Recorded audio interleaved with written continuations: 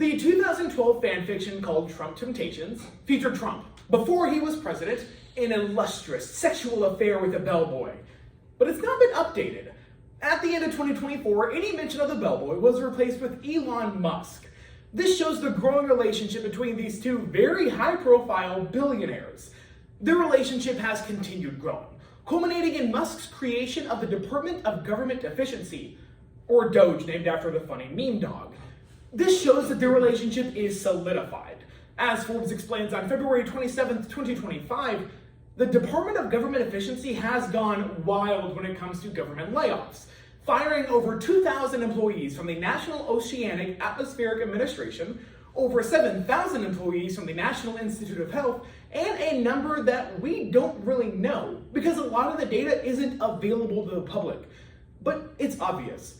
Musk has a large control, and therefore Trump has that control over federal workforce morale. As ABC News explains on February 7, 2025, this shows a growing concern in which town halls, typically used in which congressmen will either justify their actions or ask what their constituent wants, have been canceled nationwide after growing Republican voter unrest. But considering that the overall number is still largely unknown to Americans of how many people have been fired, we must ask today's question, that being, what impact will Trump's latest layoffs have on the morale of our national workforce? The answer is that this will have a negative impact, because it shows a clear disenfranchisement of the working class. We can look at this through 3 points. First, national security concerns. Second, a clear loss of voter connection. And work hesitation. One of the newest employees of DOGE is 19-year-old Edward Korstein, known as Big Balls. That's the joke, there's nothing else to it. In fact, him being hired is the joke itself. This gives us our first reason as to how this impact will be negative, because it shows a clear disenfranchisement over national security concerns. The Guardian on January 1st, 2024 explains that 19-year-old Edward Korstein was fired from his internship back in 2022 for giving insider information to his company's opponent.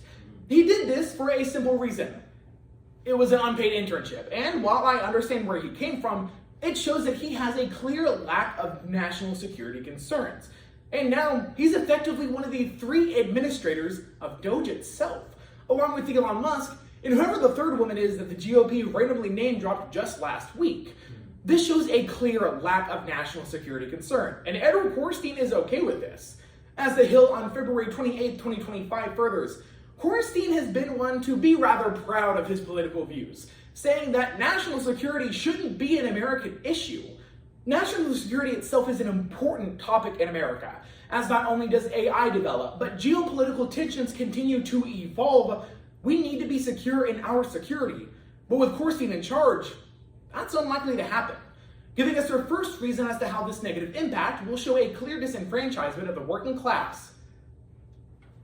Trump ended up winning over 55% of the veterans' vote back in 2020, and in 2024, won over 70% of it through his verbal promises. Trump is a businessman, and foremost, more than anything, he thinks he knows how to run a business. But when it comes to the voters, they don't really know what Trump is promising, leading to our second reason as to how this will have a negative impact on workforce morale. Because it shows there is a clear loss of connection between the voter and the votee. Al Jazeera on February 1st, 2024 explains, the Department of Government Affairs has consolidated power for the last decade, effectively making it to where they can help veterans by having staffing occur at VAs, by having these positions remain open. But in 2025, over 2,000 federal positions from the VA were cut, seemingly within 1 week. But it goes further than this, obviously. As The Hill on January 1st, 2025 furthers, these aforementioned town halls are becoming significantly more impactful for Republican voters to voice their concerns with Trump.